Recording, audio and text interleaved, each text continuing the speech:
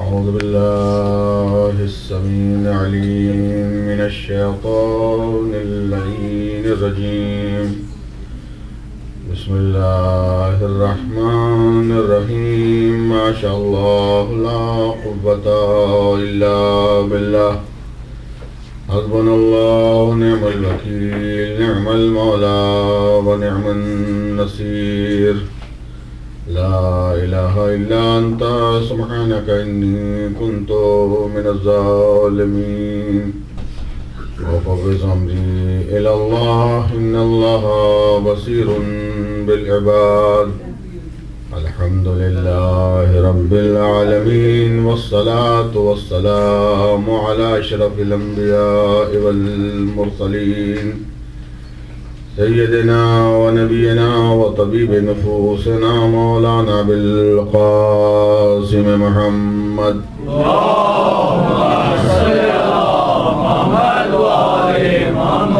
وآله الطيبين الطاهرين المعصومين ولعنة الله على أعدائهم أجمعين من يومنا هذا إلى يوم الدين. أما بعد فقد قال الله سبحانه الحكيم وقوله الحق.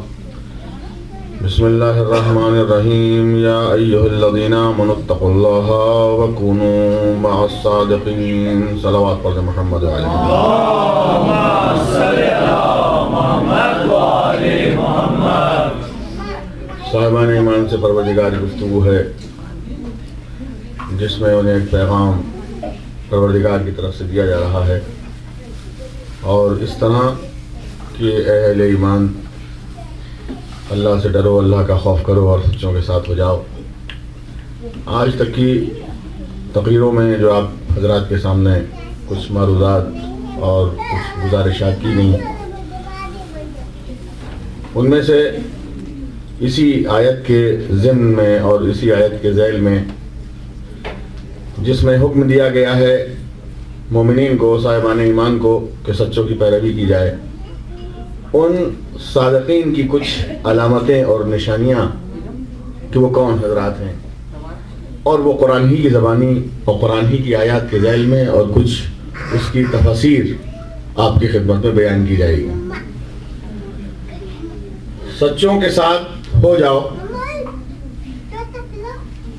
تو پھر سچوں کی علامتیں کیا رکھی ہیں پروردگار نے؟ وہ کون سچے ہیں، کون سی نشانیاں ہیں؟ دوسری آیت میں سورہ جمعہ میں ارشاد ہوا، یا ایھا الذین ھادوا ان زعمتم انکم اولیاء للہ من دون الناس فتمنوا الموت ان کنتم صادقین. اے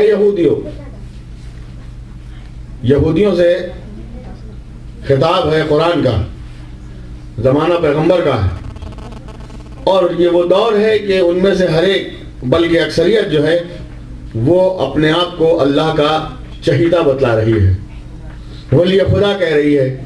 تو اللہ نے ایک نشانی رکھ دی کہ ہم جو نہیں مانتے، جو پروردگار خود اپنے پیغمبروں کو نبی ہونے کے باوجود، رسول ہونے کے باوجود، اولیاء ہونے کے باوجود، معصوم ہونے کے باوجود جب ان کے عہدے میں اضافہ کرتا ہے تو امتحان لیتا ہے. جب ان کے کسی عہدے میں اضافہ کرتا ہے تو امتحان لیتا ہے، اور جب وہ آخری عہدہ مل جاتا ہے، جب آخری عہدے کی خواہش نبی کی طرف سے ہوتی ہے تو وہ شرط رکھ دیتا ہے. وہ شرط رکھ دیتا ہے. جناب ابراہیم کے لیے یہ ہے، کانا نبیًا قبل ان یجعلہ رسولا، وہ نبی تھے قبل اس کے کہ رسول بنائے جاتے. کانا رسولا، رسول تھے قبل اس کے ایتخذہ خلیلا، قبل اس کے کہ پروردگار خلیل بناتا. خلیل تھے قبل اس کے کہ امام بناتا.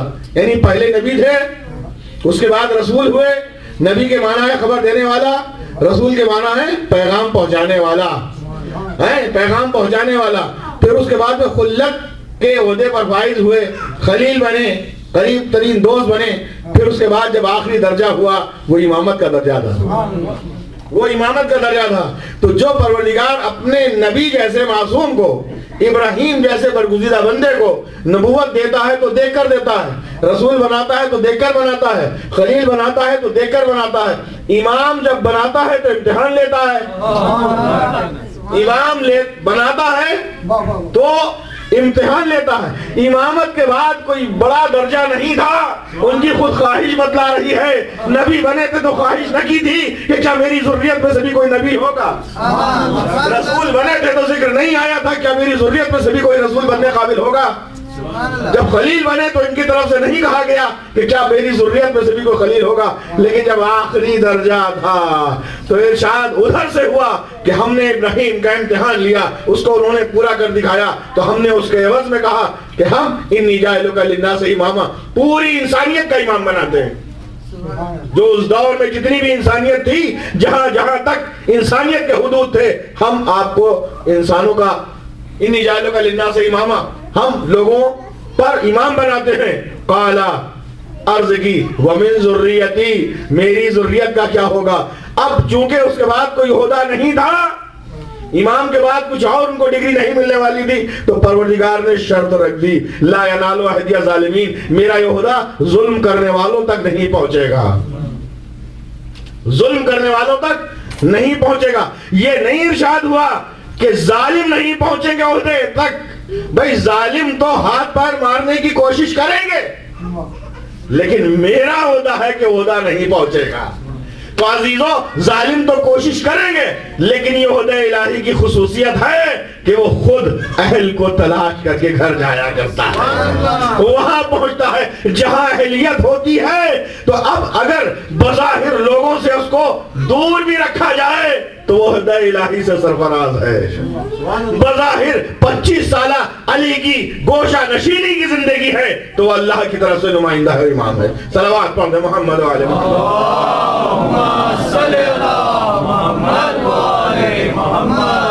تو عزیزو، جو اللہ اپنی طرف سے امتحان رکھے نبی کا اور کامیابی ہو اس کی سند، تو وہ پھر کیا عوام الناس کے لیے نہیں رکھے گا؟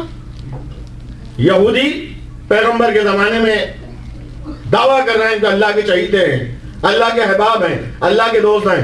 پروردگار سورہ جمعہ میں 27واں پارہ ارشاد ہوتا ہے، یا ایہا الذین آمنوا، یا ایہا الذین ہادو، اے یہودیو، ان زعمتم، اگر تمہارا خیال یہ ہے، انکم اولیاء للہ، کہ تم اللہ کے اولیاء ہو، چہیتے ہو، فتمنوا الموت ان کنتم صادقین، تمنائے موت کرو اگر تم سچے ہو. تمنائے موت کرو.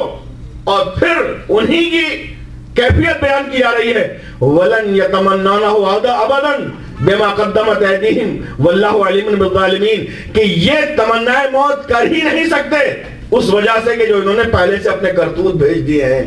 یعنی جب اعمال نامہ سیاہ ہوتا ہے تو انسان تمنائے موت نہیں کرتا. اور یہ تمنائے موت اس معنی میں نہیں ہے کہ غیر خدا کی راہ میں ہو، بلکہ اگر غیر خدا کی راہ میں ہے اس کا نام ہے خودکشی جو حرام ہے. خدا کی راہ میں ہے اس کا نام ہے شہادت. خدا کی اگر راہ میں تمنائے موت ہے اور وہ اگر اس پر فائز ہو جائے تو اس کو کہتے ہیں شہادت.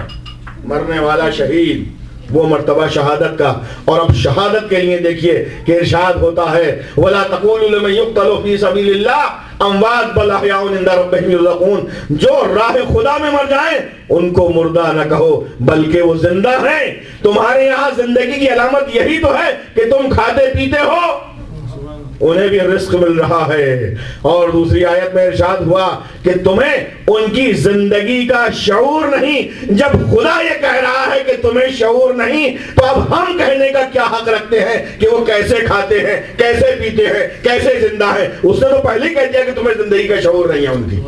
صلوات پڑھ دیں محمد و آل محمد.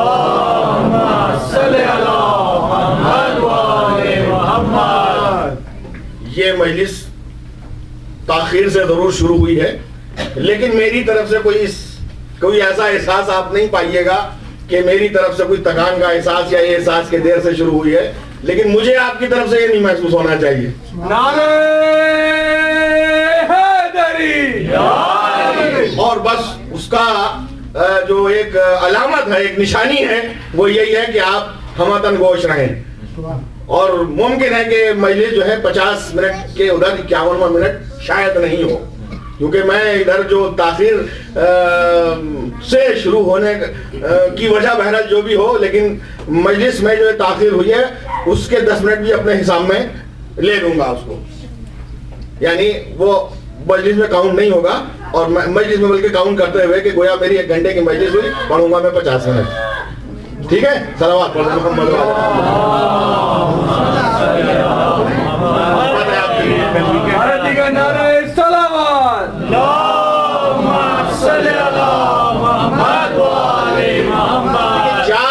یا 5 آیتیں تفسیر کے ساتھ، اور تفسیر بہت 2-2 3-3 منٹ کی ہے۔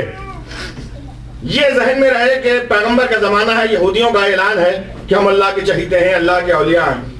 خدا نے ایک نشانی رکھ دی، ایک علامت رکھ دی، یا ایھا الذین ھادوا، اے یہودیو، ان زعمتم انکم اولیاء للہ، اگر تمہارا یہ خیال ہے کہ تم اللہ کے اولیاء ہو، اللہ کے ولی ہو، وتمنوا الموت ان کنتم صادقین، اگر سچے ہو تو تمنائے موت کرو۔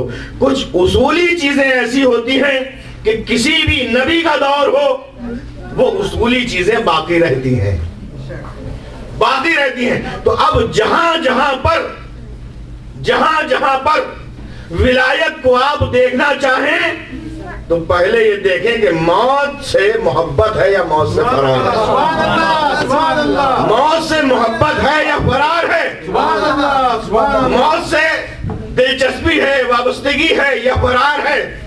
تو کھلے بند ہو لفظوں میں پروردگار نے ایک نشانی دے دی، یہودیوں ہم تمہیں اپنے دعوے میں جب سچا سمجھیں کہ تم اولیاء خدا ہو، جب تمنائے موت ہم تمہارے یہاں دیکھیں، اور اسی میں ہے وَلَنْ يَتَمَنَّوْنَهُ أَبَدًا، یہ ہرگز تمنائے موت نہیں کر سکتے، بِمَا قَدَّمَتْ أَيْدِيهِمْ، ان افعال کے ذریعے سے، ان کرتوتوں کے ذریعے سے، ان گناہوں کے ذریعے سے، ان افعال کے ذریعے سے جو پہلے سے بھیج چکے ہیں، یعنی نام اعمال سیاہ ہے۔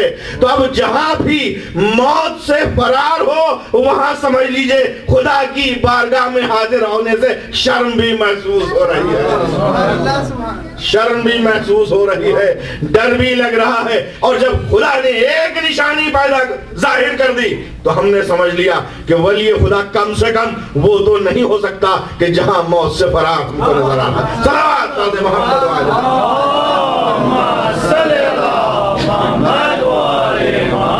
اور اس سے بہتر تو پڑھنے محمد وآل محمد۔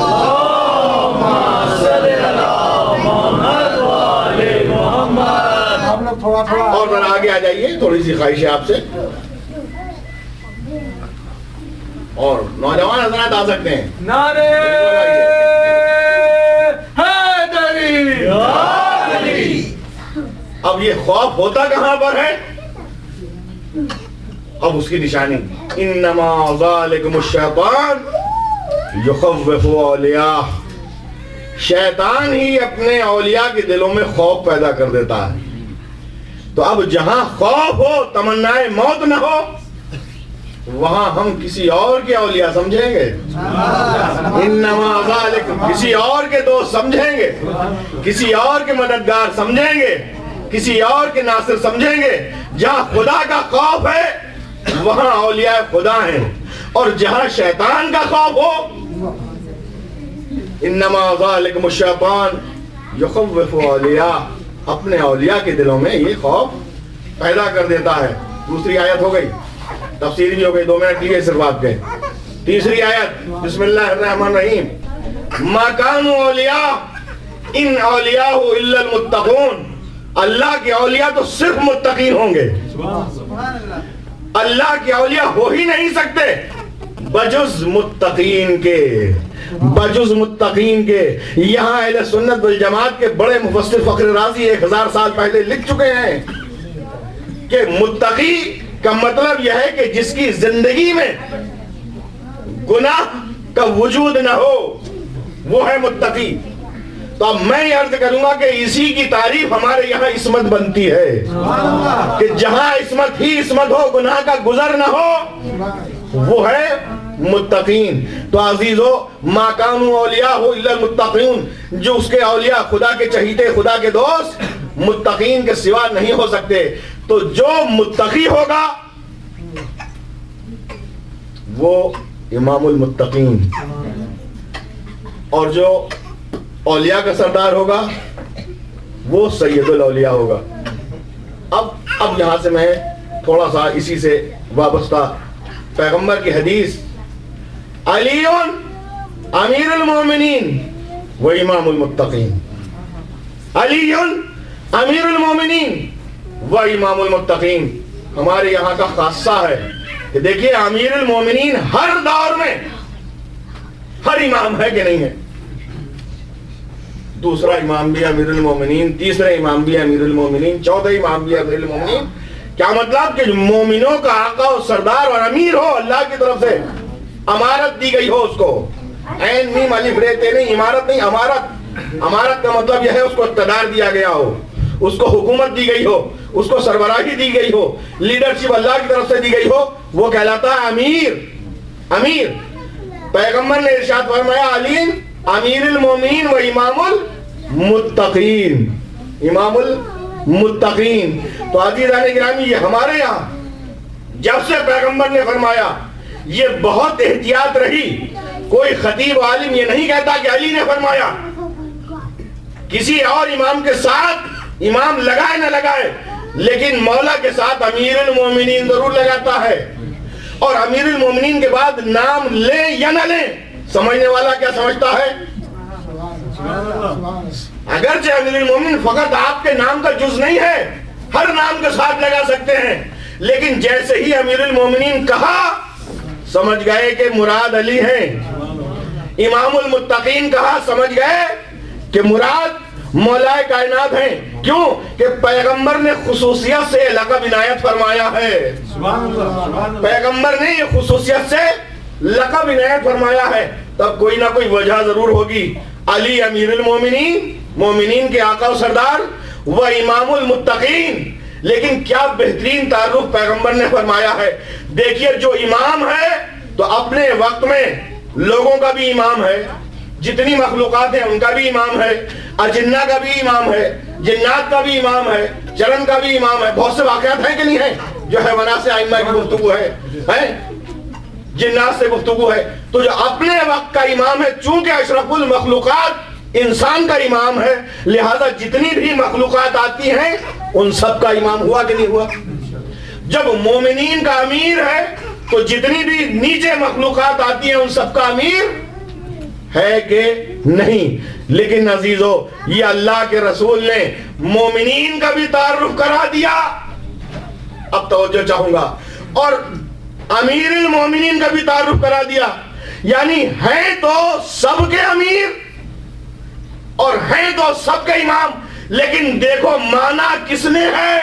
مانا مومنین نے تو امیر المومنین, مانا متقین نے تو امام المتقین. صلوات بول دے محمد و آل محمد.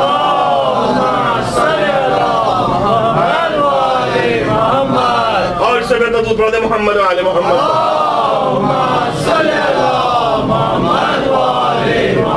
اور عزیزو یہ میرا جملہ جو ہے کسی ارشاد مولا کے تناظر میں ہے, اپنی طرف سے نہیں. میں ذاکری ذرا کم کرتا ہوں اور یہ باتیں کتابوں کی زیادہ ہوتی, اور ہونا بھی چاہیے. جو ہے تقدس ہے ممبر کا کہ ایسے چیزیں جو ہے ایسی باتیں عوام تک پہنچے جن کا تعلق قرآن سے ہو, تفسیر سے ہو.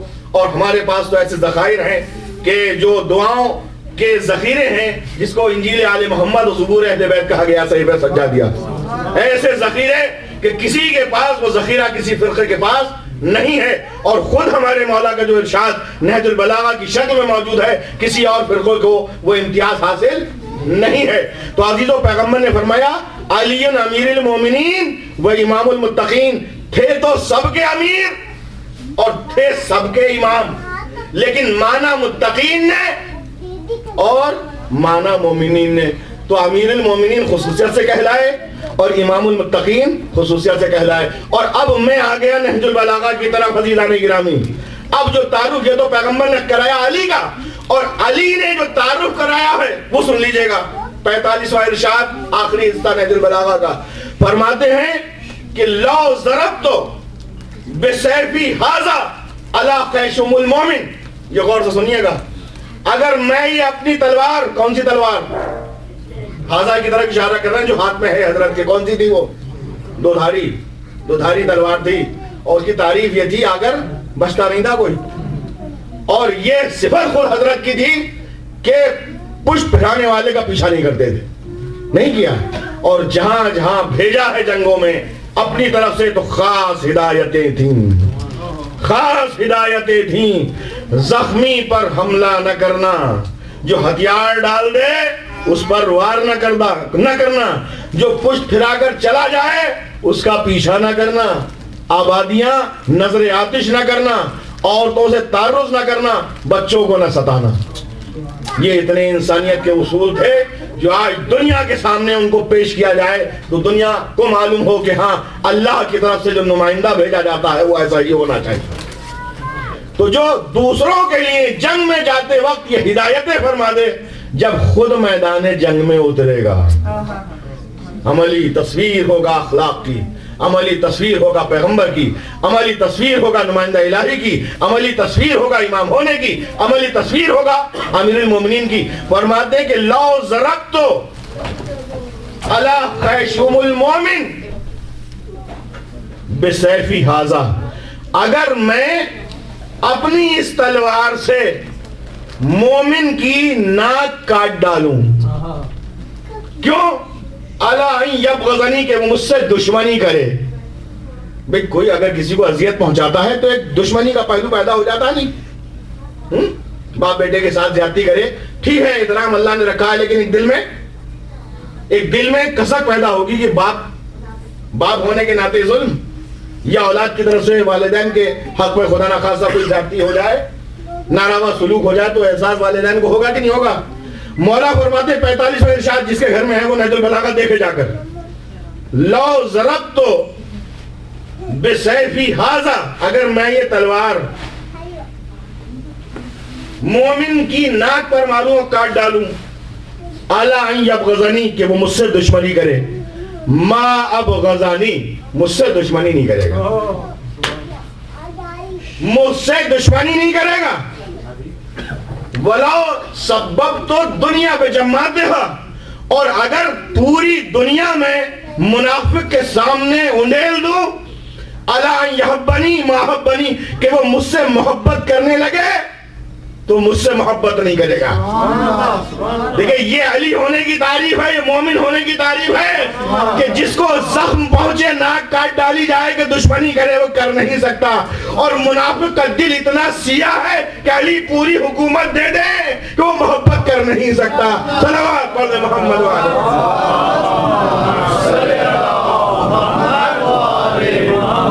سبیتا تو پڑھ دے محمد والے محمد.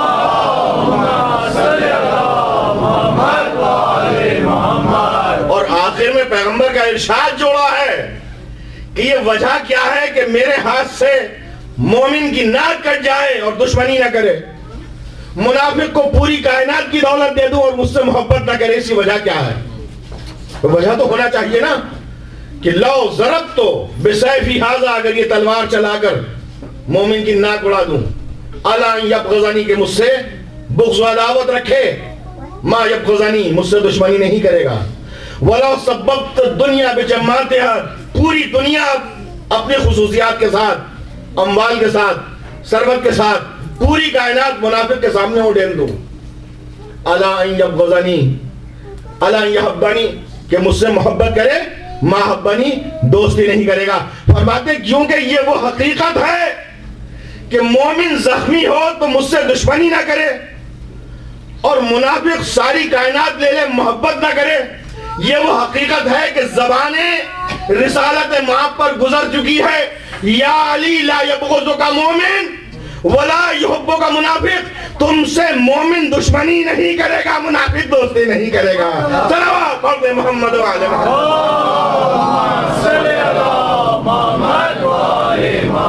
کہا کہ پیغمبر کا ارشاد علی کے لیے تھا، یا علی تمہاری حیثیت وہ ہے کہ کبھی مومن دشمنی نہیں کرے گا، منافق دوستی نہیں کرے گا. تو فرمایا کہ یہ اس حد تک ہے معاملہ کہ پوری دنیا منافق کو مل جائے اس کے دل میں میری محبت نہیں آ سکتی. تو اب ہمیں آج کی دنیا میں کوئی اگر کسی کا ایسا بیان آ جائے جو خلاف ازا ہو، خلاف اہل بیت ہو، خلاف علی ہو، تو ہمیں شکوہ نہیں ہے. ارے ان کی اصل کو تو بیان علی نے بھی کر دیا تھا.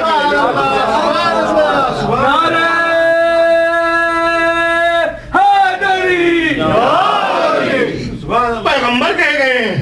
دل کو تکلیف ضرور ہوتی ہے کہ عالم اسلام میں ایسی ہستیاں بھی ہیں جو توہین رسالت کریں، ایسے افراد بھی ہیں جو توہین علی کریں، ایسے افراد بھی ہیں جو توہین اہل بیت کرتے ہوں، اور ایسے افراد بھی ہیں. سب سے بڑی بات تو یہ ہے کہ جو توہین کرتا ہے اگر کہتا ہے کہ میں دشمن ہوں تو ٹھیک ہے، اگر کہتا ہے کہ میں منافق ہوں تو ٹھیک ہے، لیکن دشمنی کرنے کے بعد یہ کہے کہ ہم بھی تو مانتے ہیں ان کو، یہ بڑی قیامت ہے. ہم بھی تو ان کا کام کرتے ہیں، یہ بڑی قیامت ہے. ہم بھی تو ان کے طرفدار ہیں، یہ بڑی قیامت ہے. صلوات پڑھ لیں محمد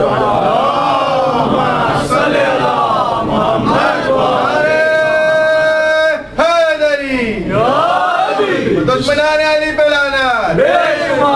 اس لیے کہ دشمنی کرنا اور اظہار دشمنی کرنا یہ اتنی بری بات نہیں ہے. نفرت کرنا اور کہنا کہ ہم نفرت کرتے ہیں یہ اتنی بری بات نہیں ہے. عداوت کرنا اور کہنا کہ ہاں ہم عداوت کرتے ہیں یہ بری بات نہیں ہے. لیکن یہ ہے کہ عداوت کر رہے ہیں عمل سے بھی، قول سے بھی، بیان سے بھی، فتووں سے بھی، اشاروں سے بھی، کنایوں سے بھی، حرکات سے بھی، اور کہہ رہے ہیں کہ ہم بھی تو مانتے ہیں، ہم بھی طرفدار ہیں، ہم بھی محب ہیں، ہم بھی ناصر ہیں. صلوات پڑھ دیں محمد و آل محمد پر.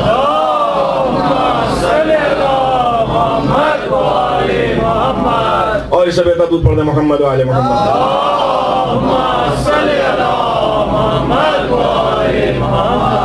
تو تیسری آیت میں ارشاد ہوا انما ذالکم الشیطان یخوف اولیاء. جو شیطان کے بندے ہوتے ہیں ان کے دلوں میں اسی کا خوف ہوتا ہے. ٹھیک ہے. ما کانوا اولیاء الا المتقون. اس کے اولیاء سوائے متقین کے نہیں ہو سکتے، سوائے پرہیزگاروں کے نہیں ہو سکتے، سوائے خوف خدا کرنے والوں کے نہیں ہو سکتے. اور پھر اب یہ چوتھی آیت آپ کی نظر کر رہا ہوں. قُلْ إِنِ اتَّخَذْتُمْ مِن دُونِهِ أَوْلِيَاءَ لَا يَمْلِكُونَ لِأَنفُسِهِمْ نَفْعًا وَلَا ضَرًّا. اے رسول کہہ دیجئے کہ تم جن کو اولیاء اور سرپرست بنا رہے ہو لا يَمْلِكُونَ لِأَنفُسِهِمْ، اپنے نفسوں کے لیے وہ خود نہ نفع کے مالک ہیں نہ نقصان کے مالک ہیں. یعنی جو بت پرست بتوں کو اپنا ولی اور سرپرست مانتے ہیں، سب سے بڑی تو کمی ان میں یہ ہے کہ ان پر اگر کوئی گزند آ جائے، کوئی ان کے اوپر حملہ آور ہو، کوئی ان کو زحمت درپیش ہو تو اس کا دفعہ نہیں کر سکتے. کون؟ بت. اور عزیز و جناب ابراہیم کا وہ تو واقعہ آپ کو معلوم ہی ہے کہ نہیں ہے کہ اس بت خانے میں جانے کے بعد سارے بت توڑ دیے، اور ایک جو بڑا بت تھا جس اوزار سے، جس پیشے سے، جس کلہاڑی سے سب کی گردنیں صاف کی تھی، اس بڑے کو باقی رکھا، اسی کی گردن میں وہ لٹکا دیا. اور جب وہ اپنے عید سے پروگرام جو بھی تھا وہاں سے سب پلٹ کر آئے تاکہ یہ کس نے کیا ہے ہمارے خداؤں کے ساتھ، تو کسی نے کہا بس ایک ہی ہے، ایک ہی ہے. عزیزو یہ بت شکنی اتنا بڑا پہلو ہے کہ بس ایک ہی ہے. بلایا گیا کہ تم نے کیا ہے، قرآن نقل کر رہا، میں اس کا ترجمہ کر رہا ہوں کہ تم نے ایسا کیا. اب ابراہیم کیا لاجک استعمال کرتے ہیں، کہا کہ اس بڑے سے پوچھ لو اگر یہ بول سکتا ہے، اس بڑے سے پوچھ لو اگر یہ بول سکتا ہے. مطلب کیا ہے؟ سمجھانا ان کو یہ تھا کہ جن کو تم خدا کا مقام دے رہے ہو، اپنے ہی ذات سے جو نقصان کو برطرف نہ کر سکے وہ دوسرے کی مدد کیسے کرے گا؟ اور عزیزو یہ میرا سوال ہے عالم اسلام میں کہ جیسے جیسوں کو تسلیم کر لیا، انہوں نے اپنی خود ہی جہالت کا جب اقرار کر لیا تو دوسرے کے لیے وہ علم کے میدان میں کہاں مدد کر سکتے ہیں؟ صلوات پڑھ دیں محمد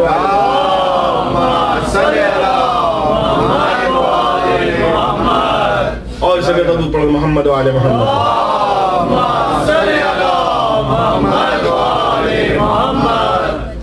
تو وہ آیت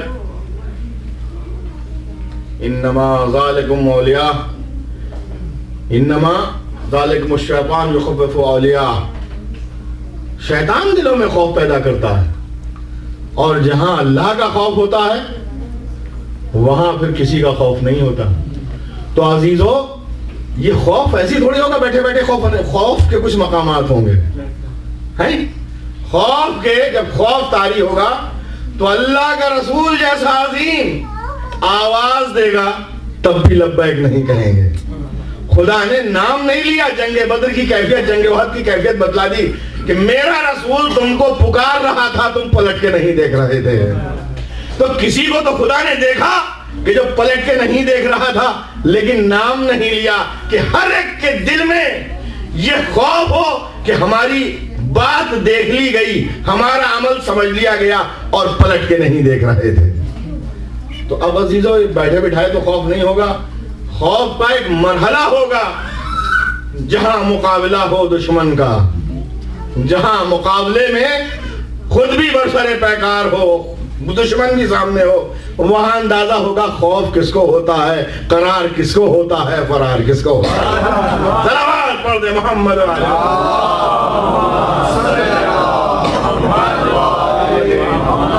تو ہم نے تو جہاں دیکھی وہ پہلو نہیں بیان کرنا ہے، لیکن قرار کا پہلو یہ دیکھا کہ گہوارے میں 6 مہینے کا سن ہے علی ابن ابی طالب کا، اگر اژدہا گزر جاتا ہے تو کلہ اژدر چیر دیا جاتا ہے. وہی سانپ اگر غار میں کسی کو نظر آ جاتا ہے،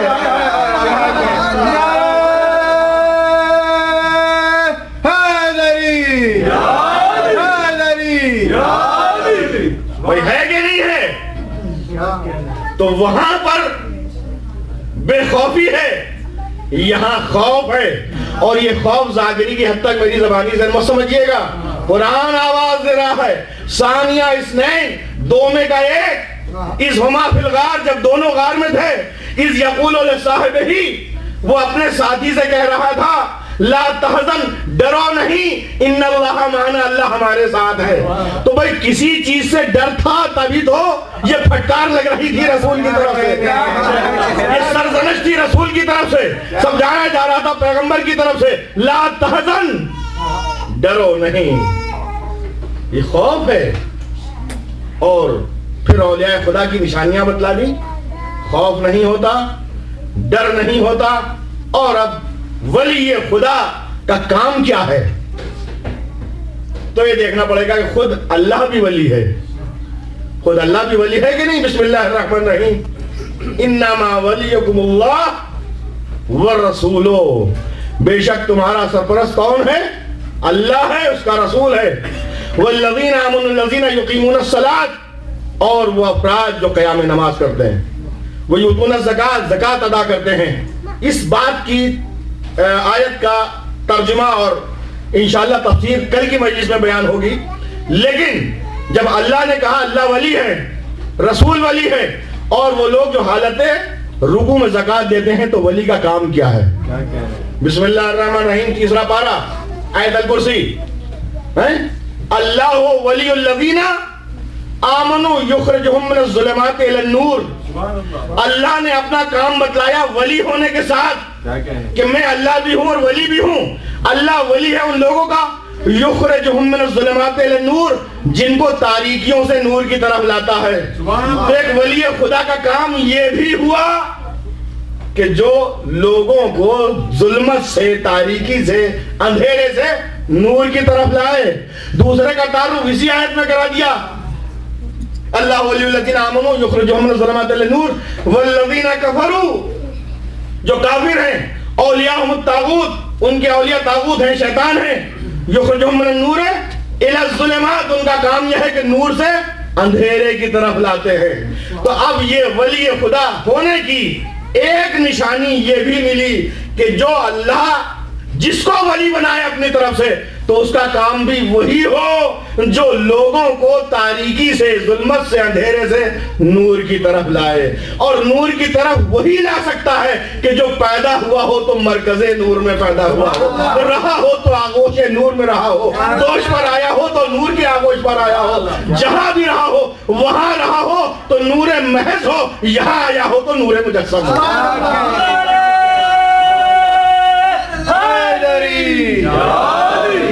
محمد والے محمد،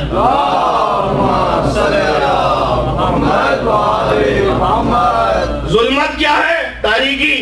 ظلمت کیا ہے؟ اندھیرا. ظلمت کیا ہے؟ اندھا پن.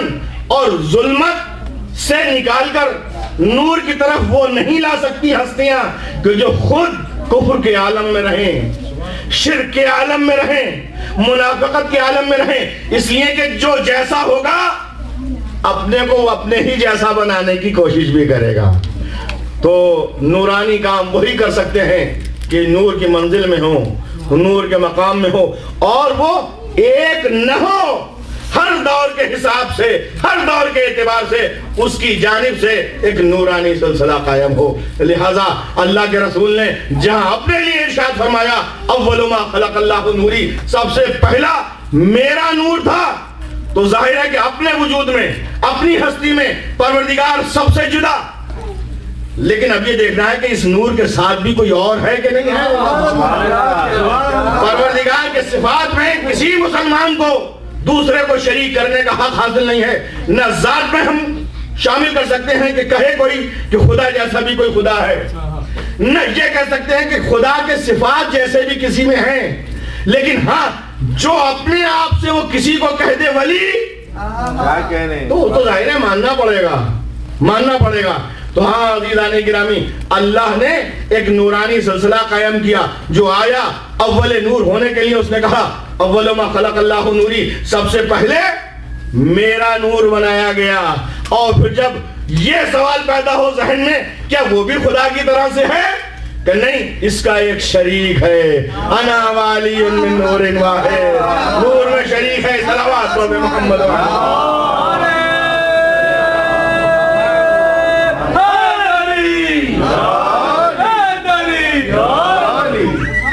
اسی لیے شریک نور رسالت کہا جاتا ہے. بات اور بڑی کیا فقط دوسرا ہی ہے. تو اب نور کا تو تذکرہ نہیں آیا، توجہ چاہتا ہوں، بڑی لطافت ہے اس میں. پہلے نے کہا اول ما خلق اللہ نوری، سب سے پہلا میرا نور بنا.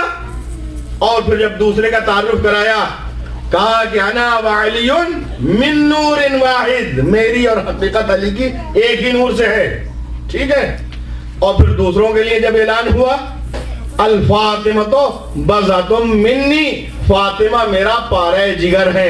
اب یہ رشتہ فقط جسمانی پیغمبر کا اور حضرت زہرا کا نہیں ہے، اس لیے کہ ہر بیٹی باپ سے ہوتی ہے، ہر اولاد والدین سے ہوتی ہے. یہ لفظ منیت جو فرمائی مجھ سے ہے، یہ رسالت کا جز ہے حضرت زہرا، اس عہدے کا جز ہے جو عہدہ روحانی پروردگار کی طرف سے ملا ہے.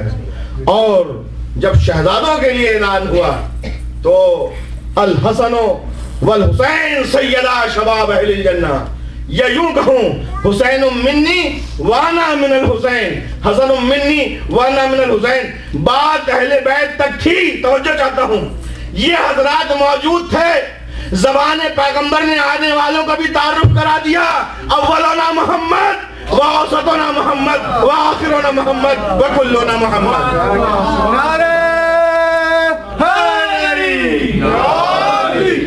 جو جسمانی اعتبار سے تشریف نہیں رکھتے تھے کہا کہ دیکھو یہ سلسلہ یہی منقطع نہیں ہوتا، قیامت تک بھی چلے گا. تو یہی نور ہوگا، یہی حقیقت ہوگی، یہی عہدہ ہوگا، یہی ذمہ داری ہوگی، یہی ولایت ہوگی، یہی امامت ہوگی. صلوات علی محمد.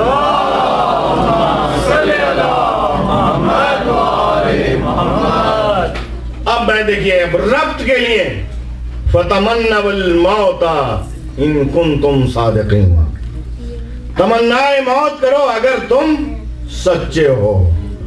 میں اسی شہزادے کے مصائب سے یہ کڑی جوڑ دوں، آپ کے سنے ہوئے مصائب. تمنائے موت باپ کے ساتھ سائے کی طرح چلنے والا شہزادہ ہے. غالباً منزل سالبیہ کہتے ہیں اس کو. 12 یا 14 منزلیں مکے سے کربلا تک ہیں. منزل وہ مقام کہ جہاں پر قافلہ ٹھہرتا ہے, جہاں اپنے ضروریات سے فارغ ہونا, پیغمبر نے خطبہ دیا, پیغمبر نے سمجھایا, یہ منزل کہلاتی ہے. اسٹاپ جہاں ٹھہرتے ہیں. ایک منزل پر گزر ہے امام حسین کا, ذرا سی آنکھ لگ گئی, جھپکی سی آئی, تو آپ کی زبان مبارک پر آیا انا للہ و انا الیہ راجعون, امام کی. تو فوراً جو سائے کے ساتھ جوان بیٹا تھا وہ آگے بڑھا کہ بابا یہ جملہ, یہ ارشاد, یہ آیت بے سبب تو آپ کی زبان پر نہیں آئی. کہاں بیٹا اس کی وجہ ہے, تو فرمائیے. کہ جب بیٹا یہ قافلہ گزر رہا تھا اور میری آنکھ لگی تو میں نے آواز دینے والے کی, ندا دینے والے کی ندا سنی, جو یہ آ رہی ہے کہ یہ قافلہ آگے جا رہا ہے, موت اس کا پیچھا کر رہی ہے, موت اس کے پیچھے پیچھے آ رہی ہے. فوراً کہا بیٹے نے السنا علی الحق, کیا ہم حق پر نہیں ہیں, کیا ہم حق پر نہیں ہیں؟ باپ نے کہا نحن علی الحق, بیٹا ہم اگر حق پر نہیں ہوں گے تو کون ہوگا. تو کیا کہا دیکھیے, وہ تمنا موت, محبت موت. اگر ایسا ہے کہ ہم حق پر ہیں, لا نبالی بالموت, تو موت کی پرواہ کیا. وقعت علی الموت ام وقع الموت علیہ, چاہے ہم موت پر جا پڑیں یا موت ہم پر آ جائے. دیکھیے یہ رشتے گھر میں یوں ہی نہیں کہہ دیتے کہ علی جیسے دادا کا پوتا ہے, یہ علی جیسے دادا کا کردار جھلک رہا ہے. جنگ صفین میں جب گھمسان کی جنگ تھی اور باریک سا کرتا پہنے ہوئے علی جنگ کر رہے تھے, تو کسی نے سوال کیا کیا مجاہد کی شان یہ ہوتی ہے, آپ نماز پڑھنے لگتے ہیں, کیا مجاہد کی شان یہ ہوتی, ادھر سے تیر آ رہے ہیں. تو فرمایا کہ ہم نماز ہی کے لیے تو جنگ کر رہے ہیں. اور کہا بیٹا تمہارے باپ کو موت سے ذرہ برابر خوف نہیں, چاہے میں موت پر جا پڑوں یا موت مجھ پر آ جائے. یہ علی اکبر ہیں, اپنے دادا کا کردار بیان کر رہے ہیں. قافلہ چلتا رہا, قافلہ چلتا رہا, اور ایک مقام پر جا کر, یہ تو امام نے خواب دیکھا تھا, وہ بیٹے سے بیان کیا, اور اب بیٹے نے خواب دیکھا کہ بابا میں دیکھ رہا ہوں کہ صحرا ہے بہت عظیم, بہت بڑا صحرا ہے, ادھر کچھ دشمن کھڑے ہوئے ہیں, بیچ میں خون ہی خون ہے. کہ بیٹا اور کیا دیکھا؟ کہ بابا میں نے یہ دیکھا کہ آپ کا دہنا ہاتھ ٹوٹ چکا ہے. پھر کیا دیکھا؟ کہ بایاں ہاتھ ٹوٹا ہوا ہے. کہ پھر کیا دیکھا؟ کہ کمر آپ کی شکستہ ہے, شکستہ ہے. تو جب کہا کہ بایاں ہاتھ ٹوٹا ہوا ہے, کہاں بیٹا یہ قاسم بن حسن کی شہادت ہے. یہ تعبیر ہے کہ آپ کی کمر شکستہ ہے, کہاں بیٹا یہ عباس کی شہادت کے سبب ہوگی. اور جب کہا دہنا ہاتھ ٹوٹا ہوا میں نے دیکھا ہے, تو ایک مرتبہ بہن پہ ہاتھ رکھ دیا, تیری ماں نہ سن لے کہیں تمہاری ماں تو نہیں سن رہی کہ بابا اس کی تعبیر کیا ہے. کہا بیٹا تیری شہادت سے میرا دہنا ہاتھ ٹوٹ جائے گا. عزیزو, جب جناب عباس کی شہادت ہوئی تو آپ نے کہا الان ان کا سرا ظہری, اب حسین کی کمر ٹوٹ گئی. اور جب علی اکبر کی صدا سنی ہے میدان سے, تو آواز آئی یا بنیا للدنیا بعدک لفا, میرے لال تیرے جیسے بیٹے کی شہادت کے بعد اس زندگانی دنیا میں مزہ نہیں رہا. آئے سامنے کھڑے ہوئے, کہا بابا رخصت آخر کے لیے میں حاضر ہوا. اب یہاں ان بڑے بڑے علماء نے, ایک مجتہد نے, مجتہدین مجلس سے نہیں پڑھتے, ان کا کام دوسرا ہوتا ہے. ایک مجتہد نے لکھا ہے کہ جب بیٹا باپ کے سامنے کھڑا ہوا تھا اور کہہ رہا تھا کہ میں رخصت آخر کے لیے آیا ہوں, اجازت دیجئے, تو وہ کہتے ہیں کہ جب جوان بیٹے کو باپ کبھی کوئی دیکھتا ہے تو مختلف نظریں ہوتی ہیں اس کی.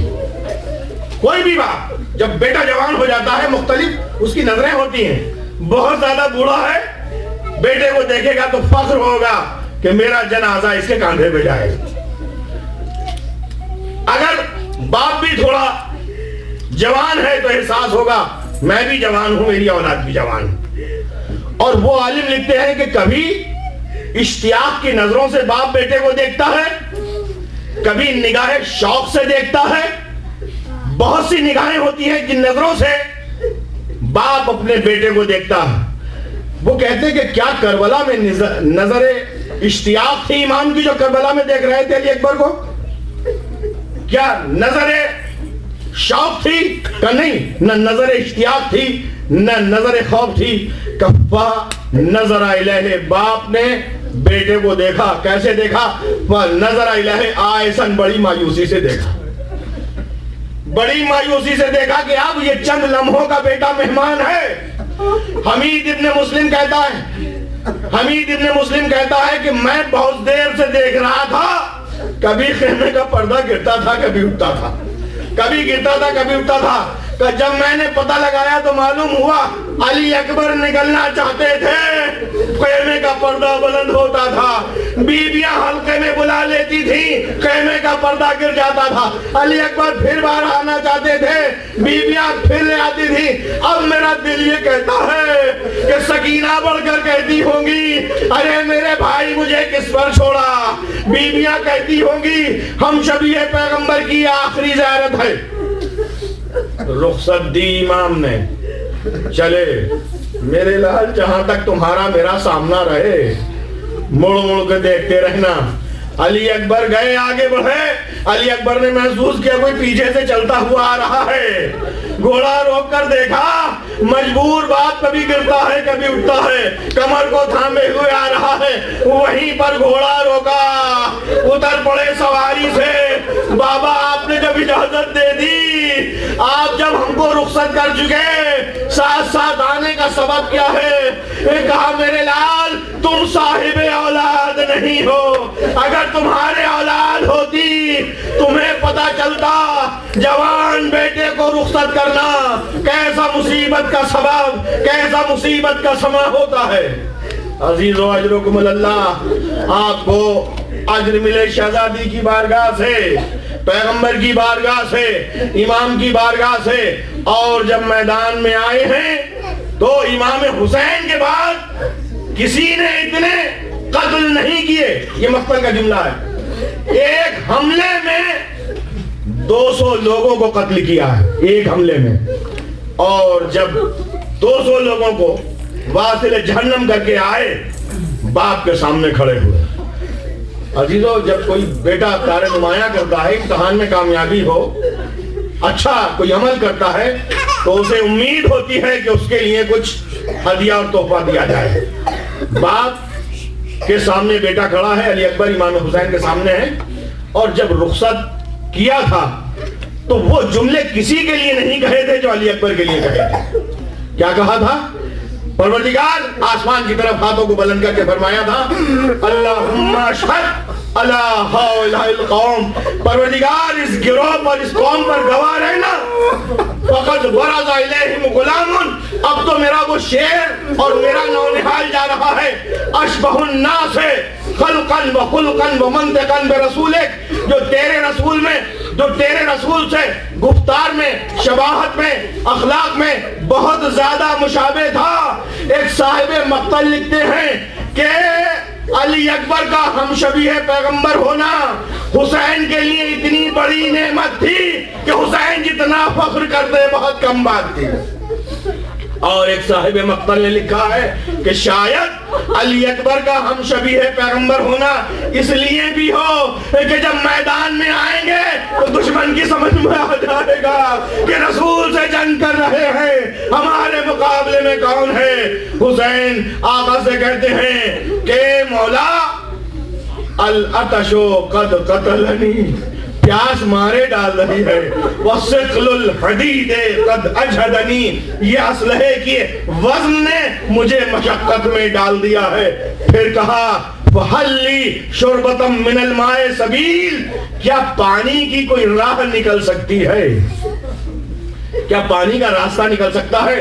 انہی مجتہد کے جن کے 2 میں نے فقرے پڑھے، وہ عراق کے مجتہد لکھتے ہیں کہ سمجھ میں نہیں آتا، بچوں کو معلوم ہے کہ خیموں میں پانی ختم ہو گیا، 7 محرم سے بندش آپ، پانی کا قطرہ نہیں ہے۔ علی اکبر نے یہ کیسے سوال کیا، حلی شربتم من الماء سبیل، کیا پانی کی کوئی راہ نکل سکتی ہے؟ وہ یہ کہتے ہیں کہ پانی طلب نہیں کیا، پانی طلب نہیں کیا۔ علی اکبر دیکھ رہے تھے کہ ایک مرتبہ جب میں گیا تھا، باپ کی عجب حالت تھی، علی اکبر نے دوسری رخصت کا یہ راستہ نکالا کہ بابا، اور باپ بھی سمجھ گیا کہ علی اکبر کھل کر اجازت لینا نہیں چاہتے، فوراً کہہ دیا ارجع الی قتال عدوک، بیٹا اپنے دشمنوں سے قتال کرنے کے جاؤ۔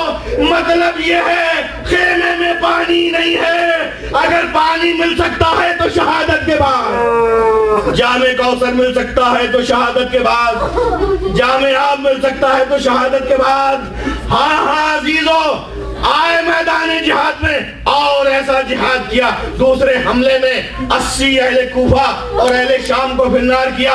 عزیزو، جسم کی طاقت گھٹتی رہی، خون بہتا رہا، چاروں طرف سے جب حملوں کی بوچھار ہو گئی، ایک نیزہ سینے پر لگ گیا، ایک نیزہ سینے پر لگا۔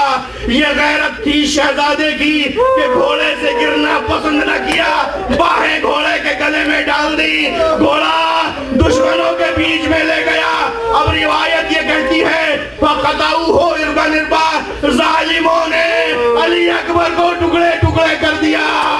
لیجئے، علی اکبر نے آواز دی، یا ابت علیک منی السلام، بابا سلام آخر ہو۔